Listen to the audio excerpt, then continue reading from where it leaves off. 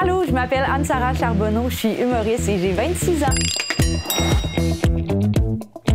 Le basket, en 4e année, j'ai commencé.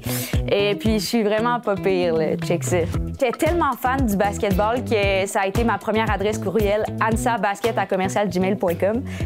Vous pouvez encore m'écrire là. Je reçois encore des contrats de cette adresse-là, puis je suis tellement gênée. Ça a été, pour moi, un sentiment d'appartenance, le basketball. Ça a été une famille de 4e année jusqu'à secondaire 5. Ça a vraiment été important pour moi. Puis même que je me suis fait une sœur, je dirais, parce que j'allais tout le temps coucher chez elle après les pratiques parce que mes parents voulaient pas venir me chercher, c'était trop tard. Oups, je sais pas s'ils veulent que je dise ça. Moi, j'ai reçu beaucoup de prix en tant qu'athlète. C'est un de mes plus grands méritages, ça a été l'esprit sportif. Parce que moi, j'étais pas genre super athlétique, mais j'aimais beaucoup encourager les autres. Ça a été ma plus grande force. Puis c'était pas grave, là, tu sais, on n'a pas besoin d'être genre dans sa meilleure performance. On n'a pas besoin de faire des buts, même si c'est ça que les coachs veulent. Moi, c'est pas ça nécessairement que je voulais. C'était plus de faire des thumbs up à tout le monde. Ah, le ski, ça a été mon premier sport. J'ai commencé à 3 ans. Puis est-ce que j'aimais ça? Pas vraiment.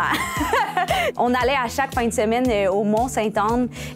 J'avais commencé à 3 ans. Puis tu sais, mes parents, ils faisaient pas du ski. Là. Ils m'envoyaient dans la montagne. J'étais comme, allez! Non, je suis pas nage, mais je fais ça. J'haïs ça, le ski, dans le fond. J'aime pas tant ça. Mais j'ai tellement continué. Ça a tellement été un rituel que je me suis mis à faire du ski acrobatique. Pourquoi? Je sais pas. J'avais peur des sauts. Je faisais pas les compétitions. Je voulais juste manger du fast-food puis boire du chocolat chaud. Mais je me suis fait des amis puis c'était un beau petit rituel quand même. Mais je dirais pas que ça a été mon sport préféré, même si j'ai fait ça pendant probablement 8-10 ans. Là. Oh my God, ça, c'est pas un si beau souvenir que ça. Je me rasais pour aller à mes cours d'éduc puis aller au basketball. Mais j'oubliais tout le temps, fait que je le faisais dans la cabine de toilette. Écoute, c'est tellement gênant. À l'époque, je pensais qu'on était obligé de se raser, mais aujourd'hui, je sais qu'on n'est pas obligé. Tu sais, moi, j'ai arrêté de me raser, mais c'est sûr que je suis moins aérodynamique au basketball. Au cégep, je suis devenue grano, puis je jouais au hockey, puis je faisais des slams. C'est vraiment gênant. Mais c'est là que j'ai commencé à faire du plein air. Je me suis fait des amis qu'on allait en randonnée, on allait dormir dans des refuges, dans des tentes. Puis je me suis vraiment connectée avec la nature. Tu sais, je lisais du Charles Baudelaire, c'était tellement important dans ma tête. Ça a été ma première expérience avec le plein air, puis j'en fais encore beaucoup, puis ça me fait vraiment du bien. Puis je trouve que c'est une manière de faire du sport sans que ça semble être... tu sais, il n'y a pas un coach qui est comme « marche plus vite », tu sais, c'est vraiment naturel, quoi. Proche du ruisseau et tout. Mais là, je vais pas faire un autre slam, c'est bien trop bon, là. Wow, ça me fait penser aux comédies musicales que je faisais. Tu sais, dans des trucs artistiques aussi, des fois, ça te permet de dépenser de l'énergie. C'est quand même une activité sportive, là. Quand je faisais Pumba dans Le Roi Lion, mettons, j'avais juste le costume, c'était un poids en soi, puis il fallait que je danse, puis que je fasse des genres Hakuna Matata. Tu sais, ça, c'est tellement intense, bien plus intense que mes pratiques de basket, là. C'est vraiment de l'activité physique, tu sais, comme la danse, le cheerleading, les comédies musicales, c'est full physique, tu sais. Quand t'as chaud, c'est sportif. Qu'est-ce que tu veux que je te dise?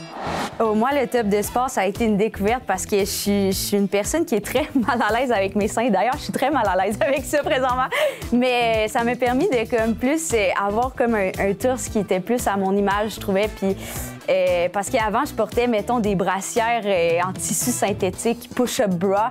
J'étais complètement mêlée, mais quand j'ai commencé à faire du basket, j'ai découvert la brassière de sport, puis ça m'a tellement permis d'être mieux dans mon corps. Ooh, The Eye of the Tiger! Bam, bam, bam, bam! J'adore cette tune-là. Pour moi, ça a été un rituel genre de plein air quand j'allais au camp aux États-Unis. À chaque fois, avant d'aller monter une montagne, on mettait cette tune-là puis on dansait. On était 500 jeunes à danser sur les tables puis à tourner en rond dans le café. C'était malade. Des petits rituels, ça a été vraiment important pour moi. Tu sais, genre manger un spaghetti après un match de basket, écouter une tune avant de monter une montagne, un chocolat chaud après une grande journée de ski. Ça rend ça spécial, puis ça nous motive, là, tu sais. Oh, le skateboard, ça, c'est récent pour moi. J'ai commencé à faire du skate à cause d'un documentaire sur Leo Baker.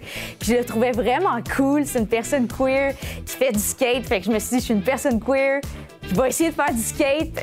C'est vraiment difficile, par exemple. À chaque fois, j'ai peur de me fouler les chevilles. Ça m'a permis d'explorer mon identité à travers le skate, à travers ce sport-là.